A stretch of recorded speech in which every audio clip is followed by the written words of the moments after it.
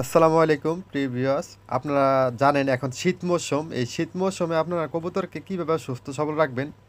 শীত মৌসুমে আপনারা চেষ্টা করবেন কবুতরকে রেনাসল ইসেল ইসেল এই ওষুধটা খাওয়াইতে।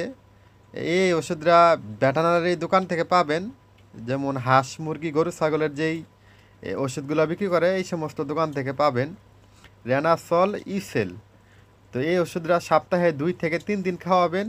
খাওয়াইলে কবুতরের শরীরে একটু গরম থাকবে এবং কি শরীরে একটা হিট আসবে।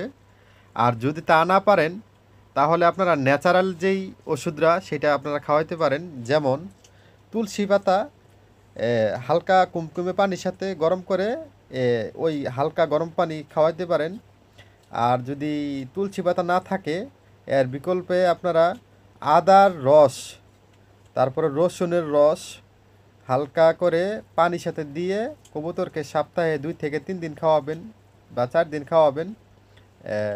তাইলে আপনার কবুতর দেখবেন ইনশাল্লাহ শীতের মধ্যে মোটামুটি সুস্থ সবল থাকবে। আর অবশ্যই কবুতরকে যদি আপনারা কৃমির কোর্স আগের থেকে না করান তাহলে কিন্তু সমস্যা। অবশ্যই আপনারা শীত মৌসুমের আগে সবসময় চেষ্টা করবেন কবুতরকে কৃমির ওষুধ খাওয়াইতে। আর আমার ভিডিওটা আপনার কেমন লাগে অবশ্যই লাইক কমেন্ট করবেন। সবাই ভালো থাকবেন। আমিও আলহামদুলিল্লাহ ভালো আছি। আসসালামু আলাইকুম।